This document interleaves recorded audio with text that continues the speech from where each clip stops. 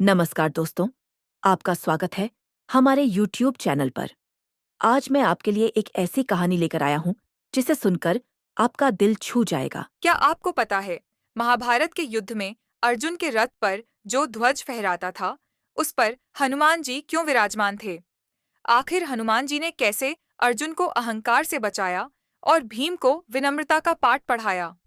आइए, आपको सुनाते हैं इसके पीछे की दो अद्भुत और भक्तिभाव से भरी कथाएं। पहली कथा, भीम और हनुमान का मिलन वनवास का समय था। द्रौपदी ने भीम से कहा, द्रौपदी, कोमल स्वर में, भीम, मैंने सुना है हिमालय के उस पार एक सौगंधिक पुष्प खिलता है। क्या तुम मेरे लिए वह ला सकते हो? भीम ने तुरंत प्रण लिया और अकेले ही निकल पड़े। घने जंगल से गुजरते हुए अचानक रास्ता बंद मिला। वहां एक वृद्ध वानर लेटा था, जिसकी लंबी पूंछ रास्ते को ढंके हुए थी। भीम, कठोर स्वर में, अरे वानर, अपनी पूंछ हटाओ, मुझे जल्दी है।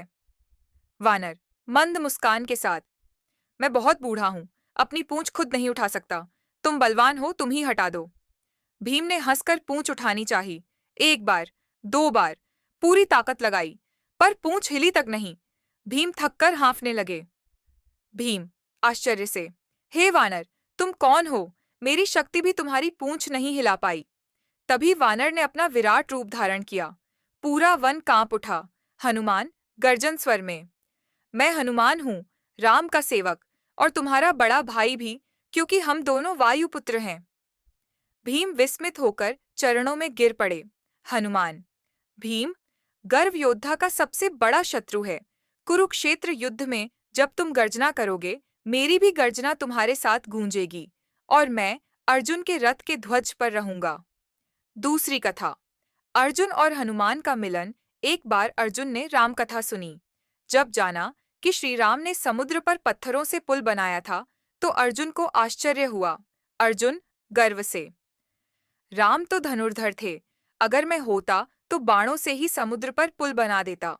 पत्थर लगाने की जरूरत ही क्या थी? यह सुनकर पास बैठे एक वृद्ध ब्राह्मण, जो वास्तव में हनुमान थे, मुस्कुराए। हनुमान, चुनौती भरे स्वर में, क्या तुम्हें इतना विश्वास है अपने बाणों पर? तो बनाओ पुल, और देखो, क्या यह एक वानर का भार भी सह पाता है? अर्जुन ने अपने बाणों से पुल बनाया। हनुमान ने विशाल रूप धारण किया, और पहले ही कदम पर पुल चकनाचूर हो गया। अर्जुन, हताश होकर, धनुष बाण व्यर्थ हैं। मैंने तो राम की लीला का अपमान कर दिया, अब जीने का कोई अधिकार नहीं। अर्जुन अपने प्राण त्यागने ही वाले थे कि तभी श्री कृष्ण प्रकट हुए। कृष्ण, मधुर परंतु गंभीर स्वर में, अर्जुन, यह तुम्हारी हार नहीं, अहंकार का नाश है। भगवान राम ने पत्थरों का पुल बनाया क्योंकि वह उनकी लीला थी।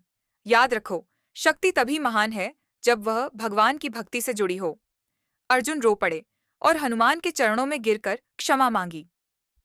हनुमान, करुणा से, अर्जुन, चिंता मत करो, कुरुक्षेत्र युद्ध में मैं तुम्हारे रथ के ध्वज पर रहूंगा। मेरी गर्जना शत्रुओं के हृदय में भय भर देगी और तुम्हें विजय दिलाएगी।